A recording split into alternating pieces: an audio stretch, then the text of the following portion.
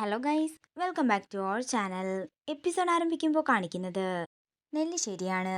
ഒരു പ്രാവശ്യം വിവാഹം മുടങ്ങിയതുകൊണ്ട് തന്നെ എൻ്റെ സ്വഭാവത്തിൽ ചില വൈരുദ്ധ്യങ്ങളൊക്കെ കാണുമെന്നും എന്നാലും എനിക്ക് വിവാഹത്തിന് സമ്മതമാണെന്ന് സ്നേഹ പറയുമ്പോൾ എല്ലാവർക്കും സന്തോഷമാവുകയാണ്. സ്നേഹമോളെ ഞങ്ങൾക്ക് ഒത്തിരി ഇഷ്ടപ്പെട്ടു.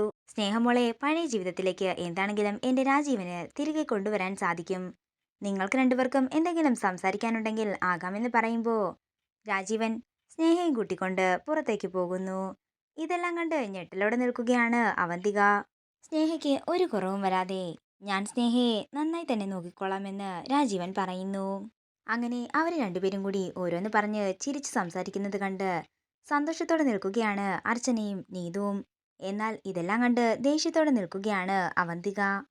മരുമകനോട് കൂടി ആലോചിച്ചിട്ട് എത്രയും പെട്ടെന്ന് ഒരു ഡേറ്റ് എടുത്ത് നാളെ തന്നെ അറിയിക്കാമെന്ന് പറഞ്ഞ് രാജീവനും കുടുംബവും അവിടെ നിന്നിറങ്ങുന്നു. പിന്നീട് കാണിക്കുന്നത് മുറിയിലേക്ക് വരുന്ന സ്നേഹയാണ്. സ്നേഹ ഓരോ കാര്യങ്ങളെല്ലാം ആലോചിച്ചുകൊണ്ടിരിക്കുമ്പോൾ അങ്ങോട്ടേക്ക് അവന്തിക ചെല്ലുന്നു.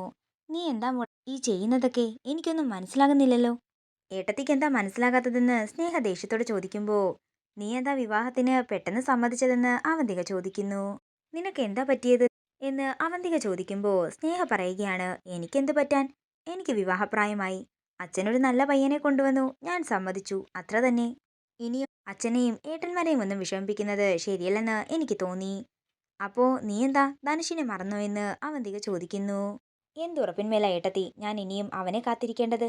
അവൻ നല്ലവനായിരുന്നെങ്കിലേ ഞാൻ ഇറങ്ങിച്ചെല്ലാം എന്ന് പറഞ്ഞ നിമിഷം തന്നെ എന്നെ കൂട്ടിക്കൊണ്ടുപോയേനെ. പക്ഷെ അവൻ ചെയ്തത് അതല്ലല്ലോ. അപ്പോ പൂർണ്ണമായും നീ ധനുഷിനെ മറന്നെന്നാണോ പറയുന്നതെന്ന് അവന്തിക ചോദിക്കുമ്പോൾ മറന്നല്ലേ പറ്റൂ ഏട്ടതി.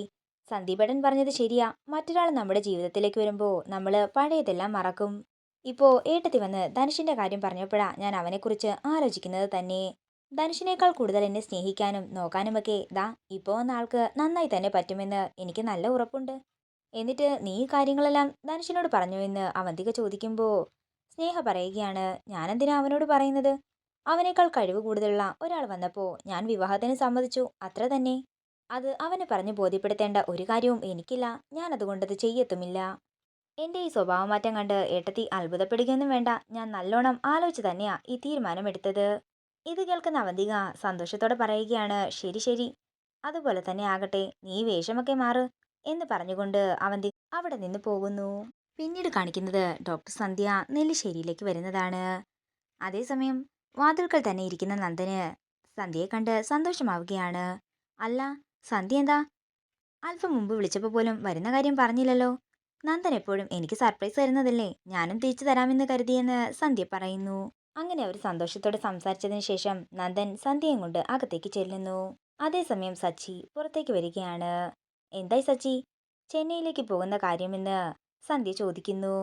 അവിടെ എന്താ എന്ന് നന്ദൻ ചോദിക്കുമ്പോൾ അവിടെ ട്രീറ്റ്മെന്റിന് വേണ്ടിയാണെന്നും എൻ്റെ പ്രൊഫസർ അവിടുത്തെ ഹോസ്പിറ്റലിലുണ്ട്, ഞാൻ അങ്ങോട്ടേക്കാണ് ഇവരെ അയക്കുന്നതെന്നും സന്ധ്യ പറയുന്നു. അവിടുത്തെ ട്രീറ്റ്മെന്റ് കൊണ്ട് സച്ചിക്കും അർച്ചനയ്ക്കും എന്താണെങ്കിലും ഒരു കുഞ്ഞു പിറക്കുമെന്ന് സന്ധ്യ പറയുമ്പോൾ ഇത് കേൾക്കുന്ന നന്ദന് സന്തോഷമാകുന്നു. അതേസമയം ഇതെല്ലാം കേട്ട് ഞെട്ടലോടെ നിൽക്കുകയാണ് അവന്തിക.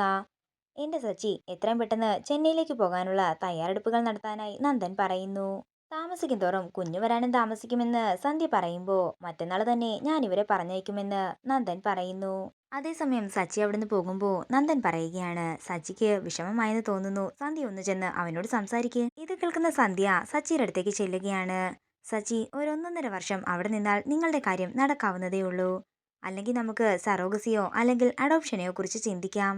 സച്ചി, എങ്ങനെ നോക്കിയാലും ഈ യാത്ര നിങ്ങൾക്ക് ഗുണമുണ്ടാക്കുകയുള്ളൂ. അതേസമയം സച്ചി ഇതിനെക്കുറിച്ച് ചിന്തിക്കുമ്പോൾ സന്ധ്യ മനസ്സിൽ പറയുകയാണ്, എനിക്ക് നിങ്ങളെക്കാൾ ഇപ്പോൾ വലുത് എൻ്റെ ഭർത്താവിനെ കൊന്നവനെ കൊല്ലുക എന്നത് മാത്രമാണ്. അതേസമയം അർച്ചന പുറത്തേക്ക് വരുന്നു.